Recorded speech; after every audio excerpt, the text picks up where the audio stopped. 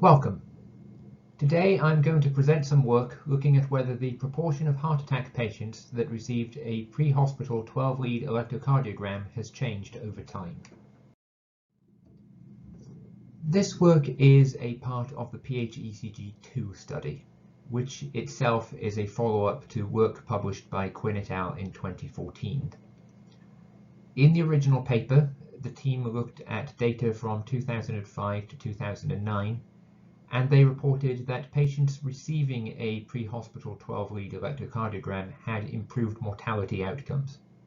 However, as many as 2 in 5 eligible patients didn't receive one, and since 2009, the treatment pathway for heart attack patients has changed in the UK. The PHECG-2 study uses more recent data from 2010 to 2017 to revisit those findings under the new treatment regime.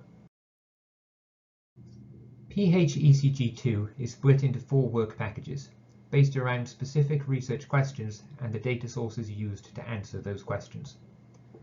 This work on the proportion of patients that received a pre-hospital electrocardiogram forms part of work package 1. It uses data from a national audit of patients admitted to hospitals with suspected heart attacks. The data covers all of England and Wales from 2010 to 2017, and was also used to investigate whether patients that did receive a pre-hospital electrocardiogram have different health outcomes to those that didn't, updating the original study findings. Work Package 2 looks at characteristics of which patients do and do not receive a pre-hospital electrocardiogram by looking at a stratified random sample of patients from 3 ambulance services. Work Package 3 has a similar goal, but looks at the clinical decision-making process through a series of focus groups with ambulance clinicians. Finally, Work Package 4 looks at the findings of the other work packages to get a more complete understanding of the topic. To determine the proportion of patients receiving a pre-hospital electrocardiogram, we searched the Myocardial Ischemia National Audit Project, or MINAP database, for eligible patients. The MINAP database includes data for all patients admitted to hospital with heart attack, but not all of those cases are useful for this analysis. For example, if you weren't brought to hospital by an ambulance, they couldn't have given you a pre-hospital electrocardiogram, so including you in the analysis would be misleading. Because this was the same data used for investigating health outcomes, we also excluded cases that didn't have any follow-up data available, and those that had a previous heart attack during the study period. The latter is so that they don't appear multiple times in the mortality outcome analysis, and is normal practice for that type of work. Once we determined which patients were eligible, we checked if those patients had an electrocardiogram recorded before they arrived in hospital. This flow diagram gives an overview of the process, and the number of records included or excluded from analysis at each stage. We started with the MINAP data for England and Wales from 2010 to 2017, which is approximately 730,000 records. We linked this to mortality data from the Office for National Statistics and excluded cases that weren't eligible, couldn't be followed up, or where the follow-up data wasn't considered reliable. This gave a little over 590,000 cases. We then excluded those not brought to hospital by ambulance and known intra-hospital transfers. Of the 380,000 patients remaining, 280,000 of those were known to have received a pre-hospital electrocardiogram, 73,000 did not, and 28,000 were unknown. Finally, we excluded cases that had a final diagnosis other than ST elevation myocardial infarction or non-ST elevation myocardial infarction. This left about 320,000 cases in the final dataset. This graph shows the percentage of patients with a pre-hospital electrocardiogram recorded by year. Data from the 2014 paper, from 2005 to 2009, is shown in yellow. Data from this study, covering 2010 to 2017, is shown in green. We can see the proportion of patients receiving a pre-hospital electrocardiogram is increasing over this period. Primary PCI became the dominant reperfusion strategy in the UK in 2009 to 2010.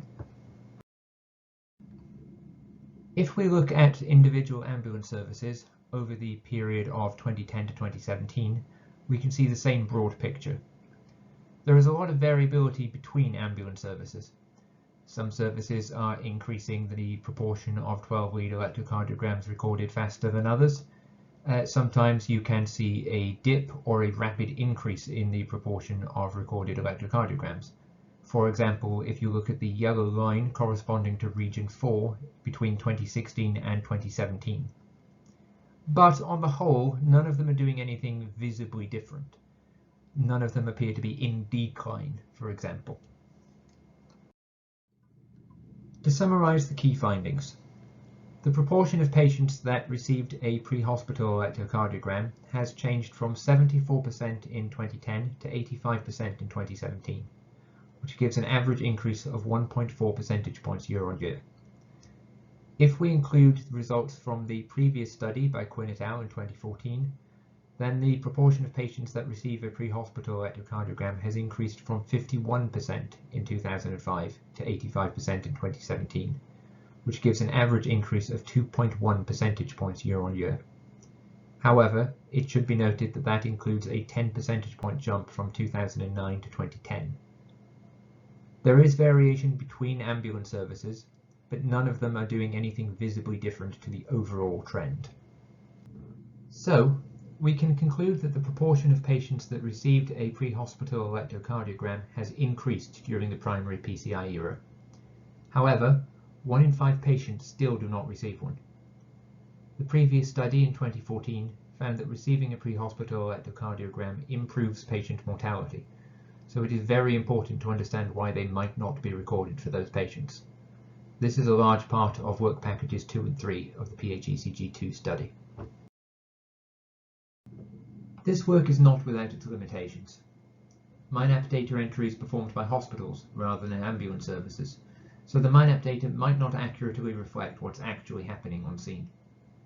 Findings from work package 2, which was the review of a sample of ambulance service patient records, will give a little more context to this. The work package 1 cohort only includes the first event in the study period and only for patients with follow-up data available. It's possible that there is a bias introduced from one of those factors. However, a sensitivity analysis, including subsequent events, only changes percentages at the first decimal place. Similarly, this work is based on the final diagnosis, where the original paper used the initial diagnosis. It's possible that this, and relying on data that made it into MINAP in the first place, doesn't tell the full story of patients with suspected heart attacks by ambulance services, only those later confirmed to be heart attacks. It's possible that this contributes to the 10 percentage point jump between the 2009 data and the 2010 data, for example. Finally, it's important to remember that this data is only one small piece of the picture, and there are a lot of unknowns. Some of these questions are addressed by the wider PHECG2 study, but there will still be a lot more to learn in order to make sure that patients receive the best possible care. Thank you.